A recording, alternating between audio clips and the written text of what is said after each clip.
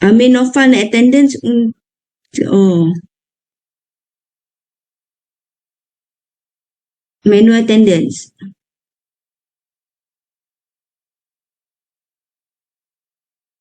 Aminofal dan okay, Kamarul ada ke?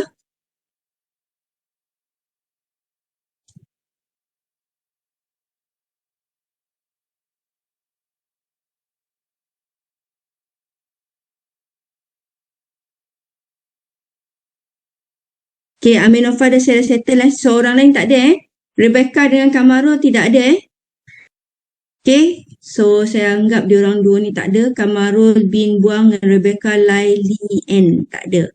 Okay, so kita mula kita punya lecture today. Sorry saya sebenarnya COVID. So nasib baik last week tak pergi kelas. So today still recovering tapi test masih positif. So saya tak turun lah. Saya turun kerja tapi tak turun jumpa you all lah. Better like that. Okay.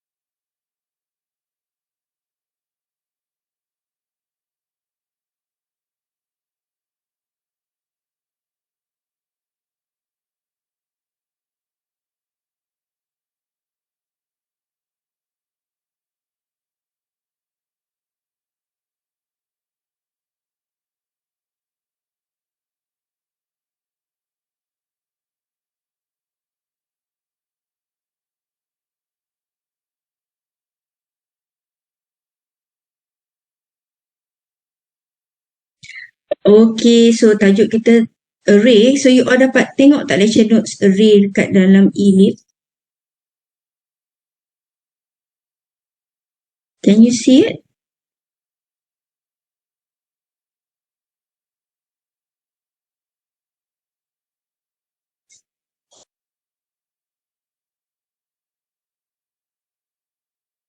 Okay, boleh lab session this week is array. Ada lab 3, so saya dah make it available. Test 2, test 2 ni you all punya.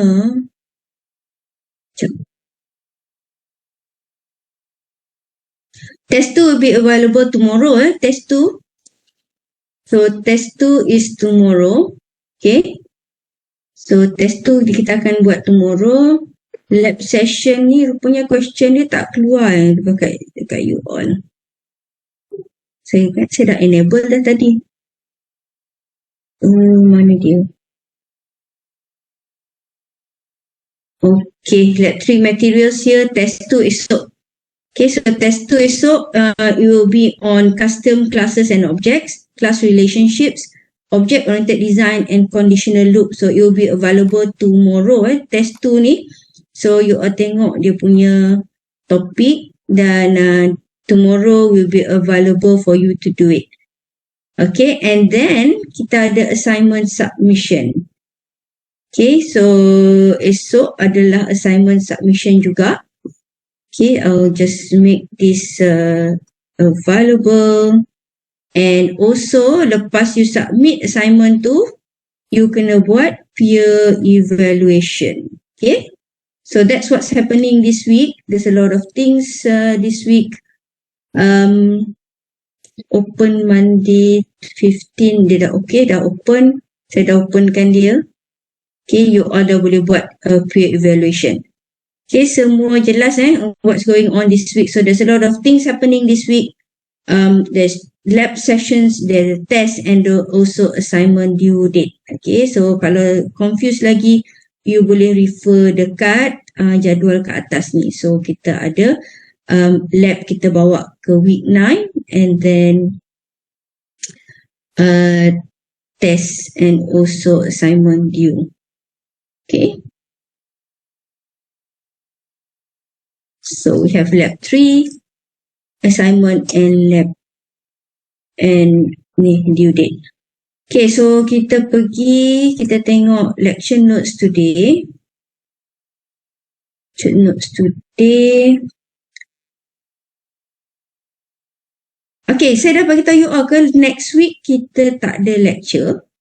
Okay, so we'll continue the week after. Okay, next week kita tak ada lecture. Kita akan continue the week after. So, jangan you all pergi masuk webback saya pula next week. Okay?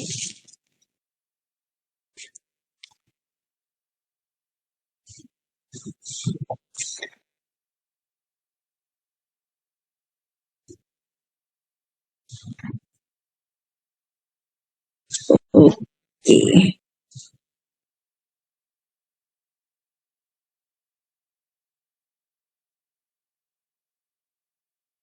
Memang kita tak ada lecture pun next week. Student yang Monday saja yang ada lecture. So, lecture seterusnya untuk, we have the lecture on the 6 hari bulan lah. Okay? So, memang kalau ikut jadual pun memang tak ada lecture. Okay guys. Mana dia? Saya punya Rio dia masuk sini. Taklah you all tak nampak. Okay, you all nampak slides ni tak? Nampak? Boleh bagi tahu saya you all nampak ke tidak? Nampak So you all nampak slides yang the whole screen which is slides kan? Bukan yang separated. Okay, good. Okay, so tajuk kita hari ni adalah array. So array is the same like apa yang you all dah belajar dalam C++. Sama konsep dia. Cuma bahasa dia dalam Java lah. Okay, so we're gonna see how Java organizes its array, how to use array, macam mana nak declare array, macam mana nak check array punya kebesaran, the bounds. Bounds tu maksudnya berapa besar array tu dan juga dia punya capacity. Arrays that store reference object. Okay, array ni dia ada store reference object. Sebab kita Java kan object oriented. So instead of just storing value of values, array values, dia ada juga store object references. Okay, meaning memory address kepada objek lain.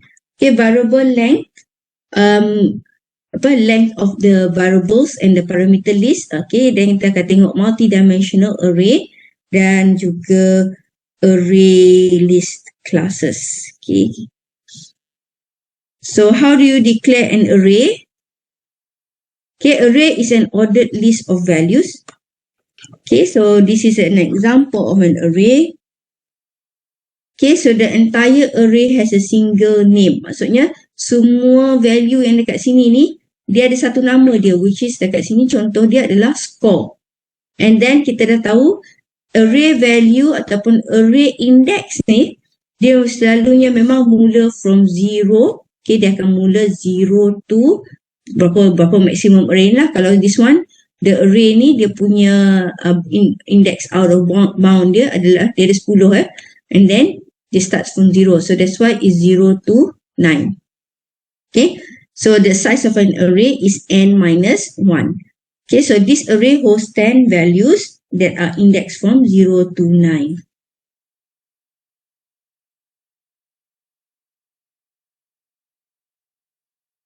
Okay, so kalau you nak reference sesuatu value di dalam array tersebut, so this is how you do it. Okay, nama array tu dan juga index dia. Okay, so kalau macam for example score 2, kita akan dapat value dia adalah 94, which is the third value di dalam array tersebut.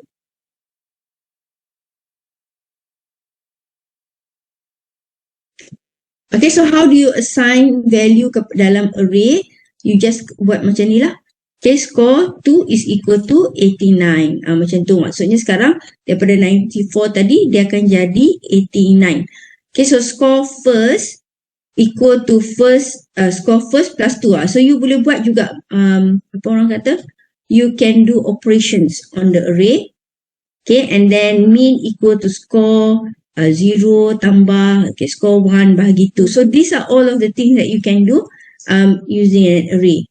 So you just have to use the reference of the name atau reference index dia untuk dapatkan array value.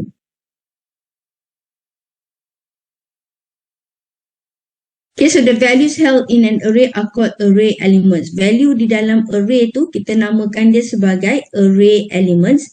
An array stores multiple values of the same type and the element type. Okay, the element type can be primitive type or object reference. So dalam array tu saya dah kata tadi dia boleh jadi value primitive type, okay, ataupun object reference. So therefore we can create an array of integers, an array of characters, and strings of arrays. Okay, so these are the values ataupun array dia. Okay, so another way to depict scores and of array, ni cara lain lah untuk you bayangkan macam mana array tu. Score ni, dia akan reference kepada index yang dekat dalam elements array. So how do you declare an array? So for example, kalau dalam value atau array element ni, dia mesti sama jenis So in here, the array ni adalah integer. So you have to put the array type, the type of the values, nama dia, and then berapa banyak. Okay, how many integer, how many elements you want. So the type of the variable score is integer. Okay, note that the array type does not specify its size, but each object that type has a specific size. Okay. Array type ni dia tak akan bagi tahu berapa banyak array, okay, tetapi dia akan bagi tahu berapa banyak elemen yang ada. So the reference variable score is set to a new array object that can hold 10 integers.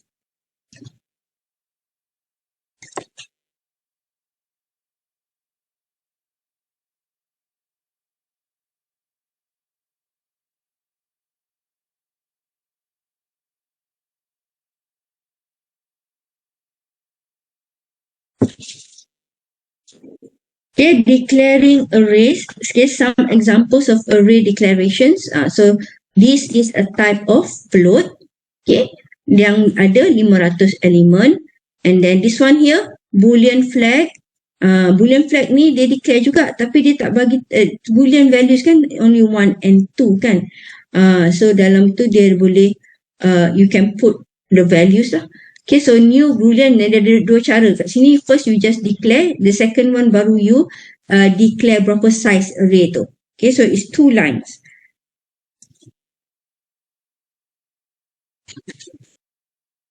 Okay, character codes, new char 1750.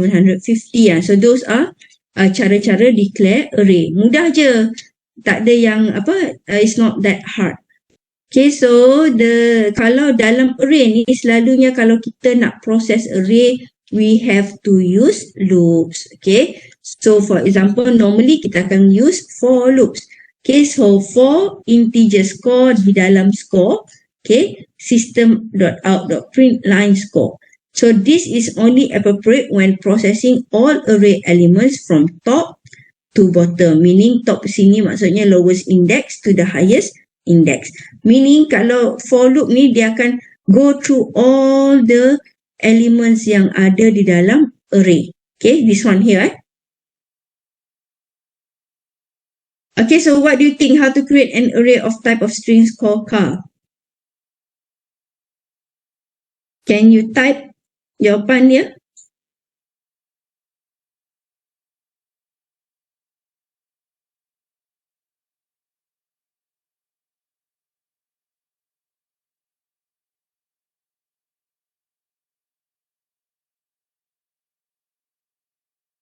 Anyone? What's the answer?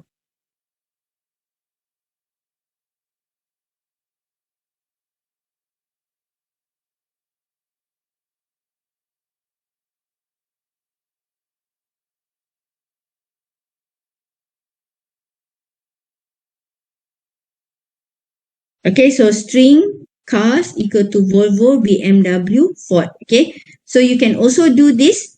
That means you are declaring the elements of the array straight away. Okay, so berapa banyak elements dalam ni? Ada berapa banyak? Orang lain boleh jawab?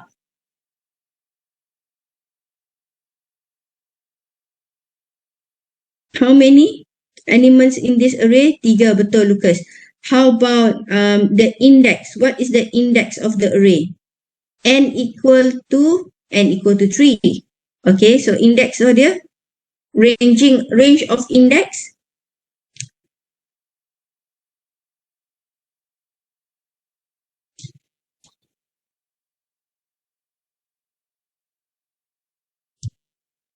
Betul Krista. Okay, range of index is 0 to 2 because it's n minus 1. Okay, so maksudnya the array starts from 0. So element 0 is Volvo, element 1 is BMW, element 3 is Ford. Okay, 0, 1, 2. Dia punya index dia 0, 1, 2. The number of element is 3. So how do you want to know the index range is 0 sehingga n minus 1. So that's why the answer is 0 to 2. Betul Krista? Okay, so moving on, bounds check. Yang baru cakap pasal bounds check. Inilah bound dia. Okay, so an index use an array reference must specify a valid element.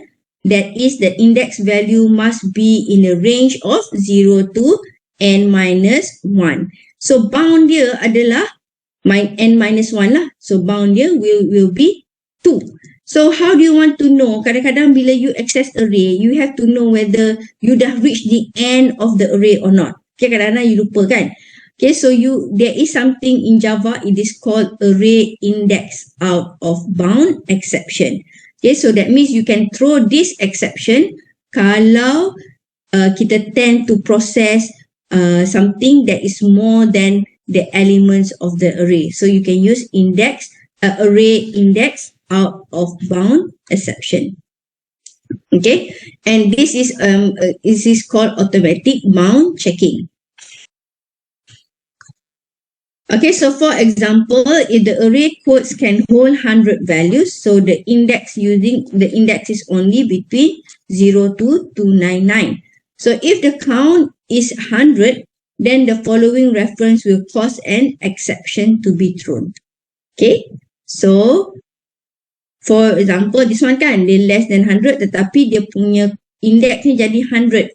So dia akan cause, dia akan throw exception. So it's common to introduce one of by one error by using an array. Okay, so you use the bound checking. Okay, so each array object has a public constant called length. So every array is an object di dalam Java. Di dalam array object kita ada method, okay, yang memang, it's a constant, a public constant yang memang hold the value length. Okay, so it is referenced using the array name, maksudnya score.length. You tak perlu panggil pun length tersebut. Okay, you tak perlu panggil pun this one or declare dalam array tu, tapi you boleh guna straight away. Okay, note that the length holds the number of elements, not the largest index. Okay, faham? Dia akan hold the largest number of elements, maksudnya kalau ada 100, tetapi not the largest index. The largest index will be 99 lah. Okay, so that's what you need to remember.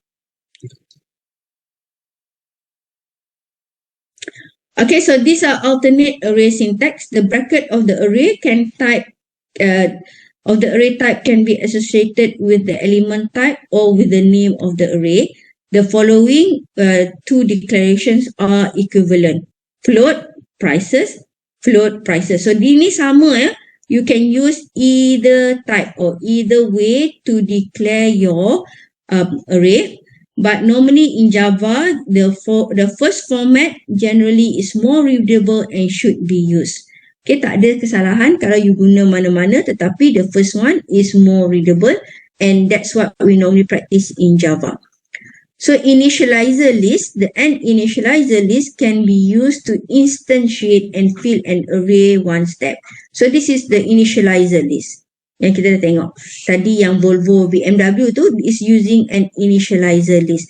Meaning that when you create this array units, this straight away create an integer array nama units dengan value this straight away. So how many values in here? 1, 2, 3, 4, 5, 6, 7, 8, 9, 10 value. So this is integer character, kita letak dalam single post ni, and then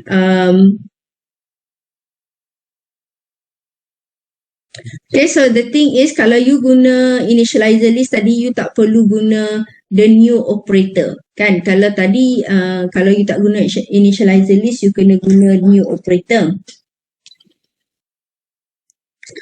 Okay, so the size of the array is determined by the number of items in the initializer list. So an initializer list can be used only in the array declaration. Okay, dia hanya boleh guna bila you declare array. An entire array can be passed as a parameter to a method. Okay, so when you have an array, dia boleh pass the whole array to the method. Kan selalunya selama ni kita tengok you pass a single value kan. Now kalau you guna array, you can pass the whole parameter to a method. Like any other objects, the reference to the array is passed, making the former and actual parameter aliases of each other. Therefore, changing an array element within the method changes the original. So kalau you change array element dalam method, dia akan change the original array that you passed in. So an individual array element can be passed to a method as well as in which case the type of the former parameter is the same as the element type. Oh, mana dia? Soalan ni simple je. Apa dia yang the array index bound exception ni. So I think you guys will know the answer because soalan ni jawapan dia satu sahaja. Okay, so besides array tadi kita dah tengok array tu hold primitive objects, primitive types. So now array can hold objects. Okay, yang paling mudah sekali objek dalam Java yang kita selalu guna adalah strings. Okay, so dia boleh store strings of object. Kita tengok sini, string, words, new string. 5 new. Okay, in this example, kita tak assign terus value. So when you don't assign value straight away, you have to have the word new. Okay, kena ada new tu.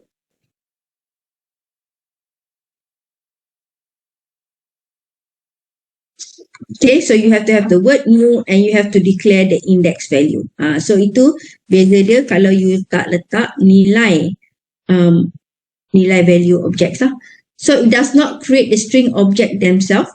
Okay, ini hanyalah baru declare kata ia adalah array and initially an array of objects whole now values. Okay, dalam ni tak ada lagi apa-apa. It's just creating the memory. Belum ada value and each object stored in the array must be instantiated separately. Okay, kalau objek dalam array kena buat instantiated separately, kena declare ataupun di create separately. So the words array when initially declared, okay, dia tak ada mengandungi apa-apa. Okay, at this point it will throw null pointer exception. So kalau you print system.out, print line word 0, tak ada apa-apa kan dekat atas ni. So it will throw a null pointer exception. So kita dah tengok dua exception tadi, array index out of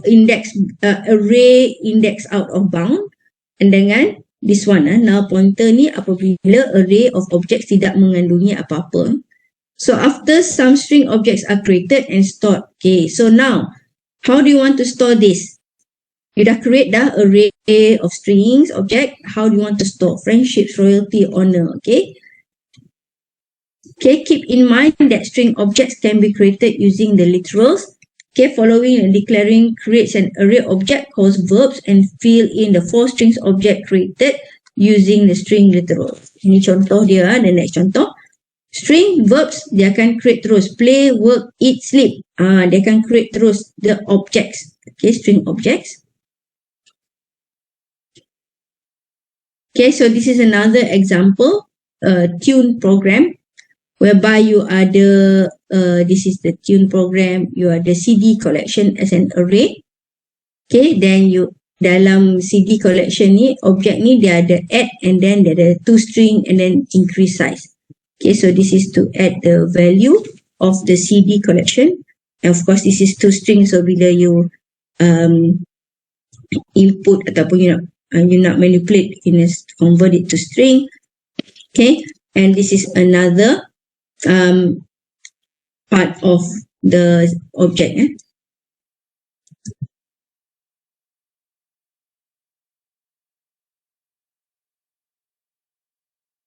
Okay, so the signature command line arguments. Okay, the signature of the main method indicates that it takes array of strings. Okay, so the values come from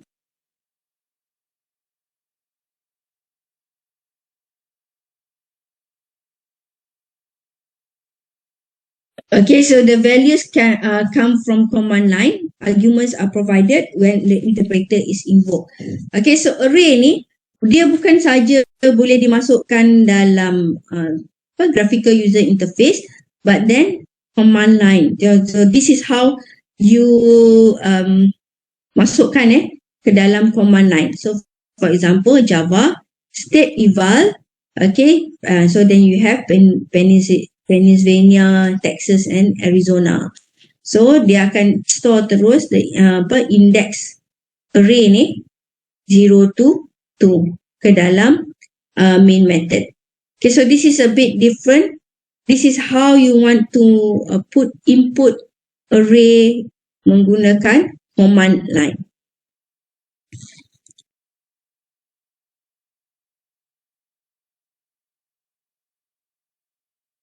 Okay, so what's the answer? Print the second item in the cars, in the array, in the cars array. Apa jawapan dia?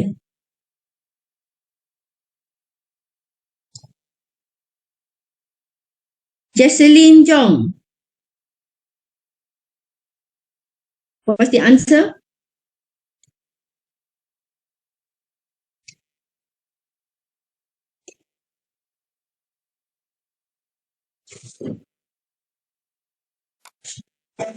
Mana Jocelyn Jong?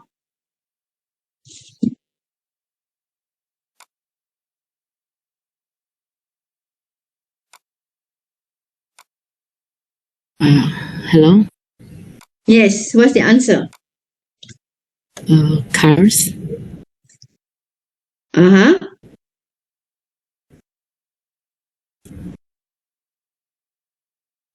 Cars what? Dia nak print second items. Kalau you jawab cars saja, Or memang salah. yeah, print out of cars 1 square bracket. Okay, 01. Okay, correct. Cars 1. Thank you.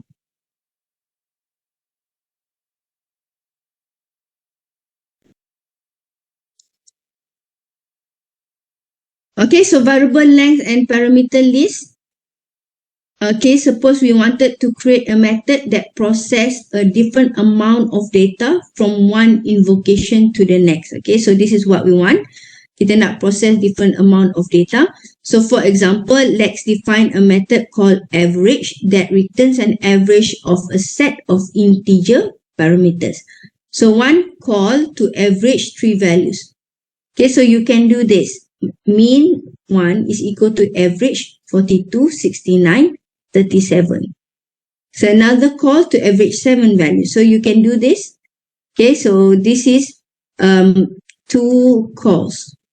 Okay, so average, we could define an overloaded versions of the average methods. Okay, downside, we need to separate versions of the methods for each parameter count. Okay, so kalau you tengok sini, kita nak dia process different kind of, sini, ini ada 3 value, and then the other one ada 7 values.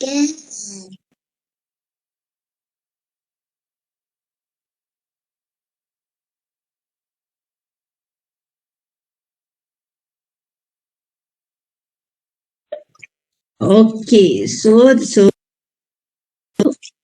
why is it doing this? I want to move next. Okay, so Java, what it does, it provides a convenient way to create variable length parameter list. This one boleh skip, loop through. Okay, using special syntax in formal parameter list, we can define a method to accept any number of parameters from the same type. Okay, so for each call, the parameters are automatically put into an array for easy processing in the method. So for example, public double average, then you have a parameter list. So you can indicate, let's say you nak 3 ke, you nak 7 ke, so you put it in there. Okay, so the array name and also the element type. Okay, so this is how you write it. Public double average integer, and then you put the list. So it can be any length of the list. Okay, so you is either kalau dia pass 3, then you have 3 lah. Kalau you pass 7 values, then you will process 7 values. So that's how easy Java is. See? So this is also this is a parameter list untuk objects. Okay, objects kat sini adalah grades. Macam tadi adalah primitive types. So now this is the objects grades. Interesting kan? Okay, so then a method that accept a variable number of parameters can also accept other parameter. So the following method accept an integer, string objects, and variable number of double values into an array called num. Okay, here dia boleh accept several types of parameters. Okay, ni sama, konsep dia sama macam method. Okay, tapi what we're doing is we are combining primitive type and also objects together, and this one double num ni actually this one here is an array. Ni kan? Ini array, ini primitive type, dan ini adalah object biasa. Okay, this is an array, object, and then this is primitive type. So you can combine all of this in one method. So that's why it makes Java more versatile. Okay, so variable parameter list, the varying number of parameters must come last in the formal argument. Kalau you tengok sini balik, because this one, hujung ni, kita tak tentukan berapa banyak parameter yang di-pass kepada method. So, this is called the varying parameter list kan? Maksudnya, you tak tentu, not fixed. This one, this syntax here needs to be last. Okay, a single method cannot accept two sets of varying parameter. Okay, so tak boleh ada dua set, hanya satu set, and constructor can be set up to accept a variable parameter, number of parameters. So you can set tu lah. Okay, now we're moving on to condition a two-dimensional array. Tadi kita dah tengok that one is all one-dimensional. So, two-dimensional is dia ada X and Y. Okay, so to be precise, Java two-dimensional array is an array of array. Okay, so two-dimensional array is declared by specifying the size of each dimension separately. So, this is how you want to declare two-dimensional array. Okay, tengok dia tambah satu lagi array kat belakang dia. So the array element is referenced using two index values. Macam biasalah, X and Y. So the array stored in one row can be specified using one index.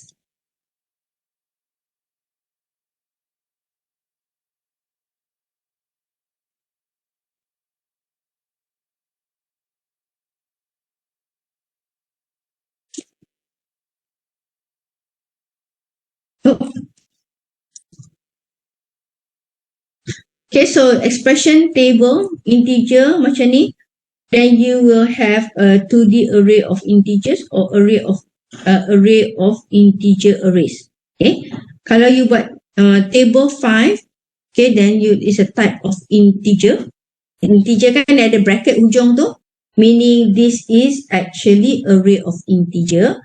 And kalau you kata type dia integer sahaja, you tidak ada bracket di hujung tu, okay, and this is actually an integer value, dia bukannya array. Kenapa dia pusing dua kali? Okay, so this is a two-dimensional array. 1, 3, 5, 7. And then, you have 2, 4, 6.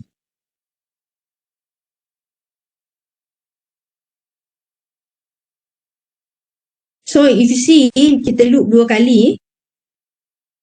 And, dia akan print out in one line.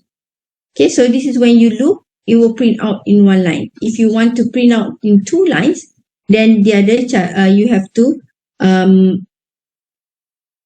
kena format dia lah. Okay, you have to format it. Format printing, bukan format the array. You have to format the printing, how you want the layout to look like. Okay, so multi-dimensional arrays, an array can have a lot of dimensions. Tadi kita dah tengok 1, 2. Okay, so you can have more than one dimension. So each dimension has its own length constants because each dimension is an array of an array. So you can remember bila the array of an array, and this is called ragged arrays.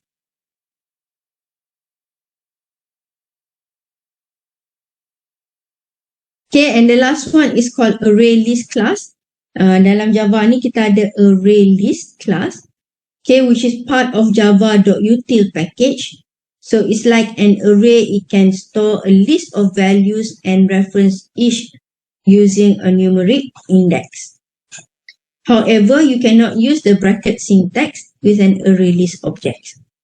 Okay, array list ni kita tak boleh declare dia guna bracket, macam you buat what do you call it, how you declare the new array tadi. Okay, so dalam array list class ni, is this a class? Elements can be inserted or removed with a single method invocations. When an element is inserted, the other elements move aside to make rooms. So likewise, when an element is removed, then the list will collapse to close the gap. So the indexes of the elements adjusts accordingly. So this is like quite dynamic. You boleh bayangkan Lego bila you nak add something in between, so you remove the one piece of Lego ke tempat lain and then you insert a new piece of Lego in between.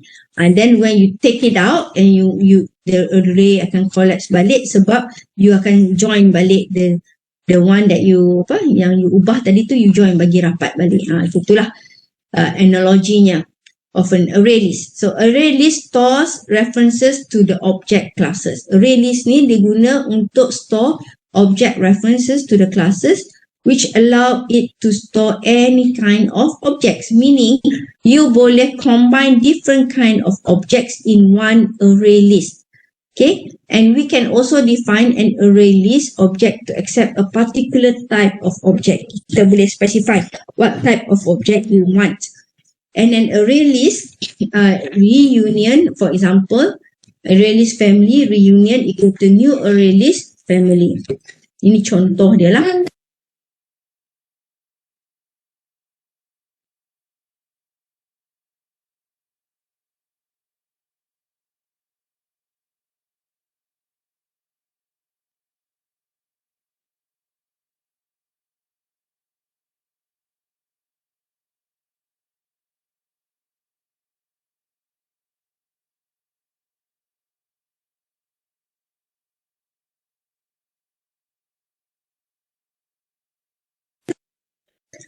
Okay, so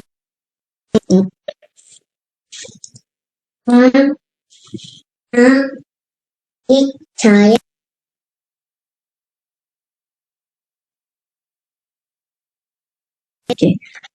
So array list class is implemented using an underlying array.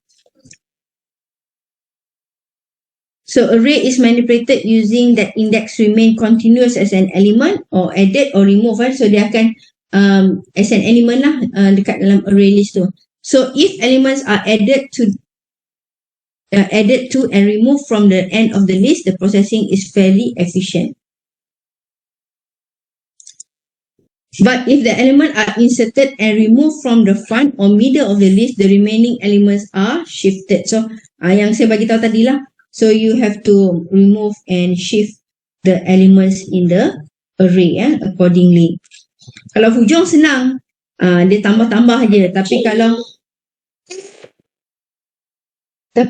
hujung dia senang. Kalau dia in between, then you have to move those elements. So which is much more a bit complex lah, kena bayangkan.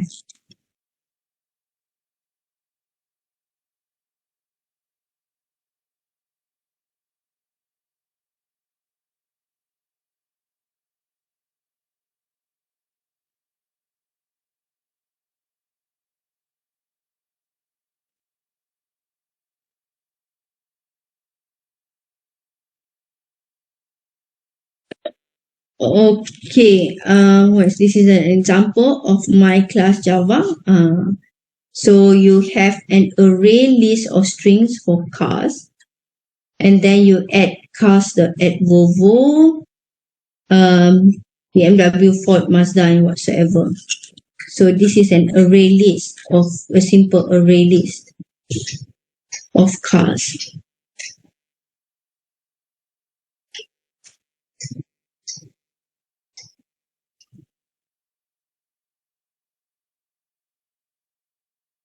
Okay, so tadi output dia adalah semua, and now this output is only BMW. Volvo.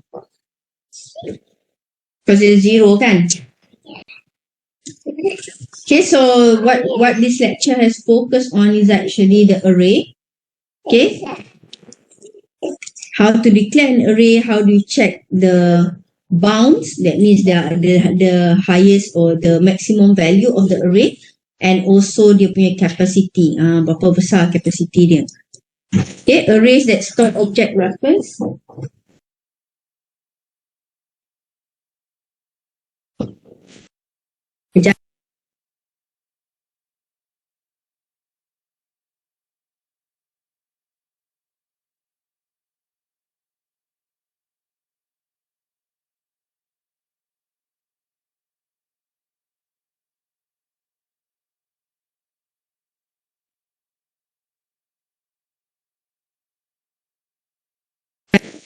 So arrays that store the object references. The variable length of the parameter list, and also multi-dimensional array and array list class. Okay, so ada soalan ke? Sorry lah, anak saya pun terpaksa tak boleh hantar mana-mana. So, walaupun kami cuti tetapi we still have to work. Lecture as usual, work as usual juga. Okay, any questions?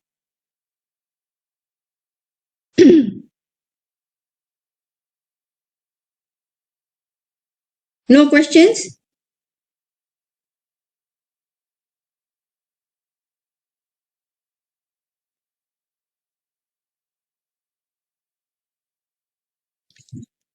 Tak ada question Semua faham? Okay, kalau tak ada apa-apa questions, then I think what else you all kena ni lah assignment kan? Assignment, lab and also apa lagi? Assignment, lab and test. Rebecca, kenapa tadi you masuk pukul berapa? My Wi-Fi is really bad over here. I tried connecting. Tried very long. Kat mana? Kat campus Dahlia. Oh, campus Dahlia. Okay. Because saya dah tutup dah tadi.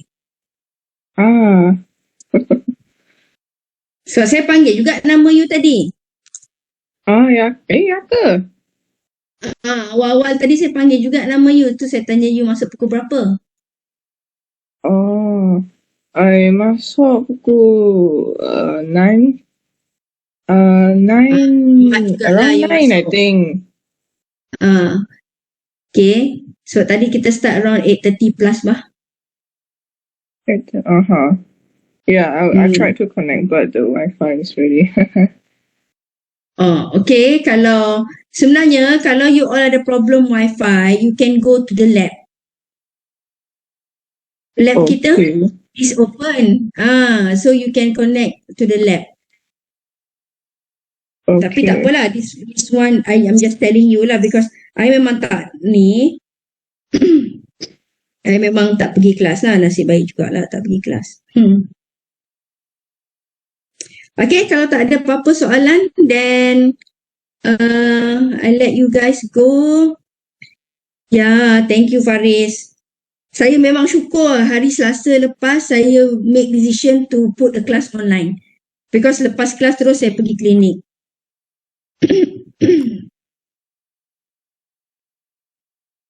Okay, kalau tak ada apa-apa, then kita dismiss the class and see you guys on the 6th. 6 hari bulan kan? Kalau you tengok ni, kita punya kelas 6 hari bulan.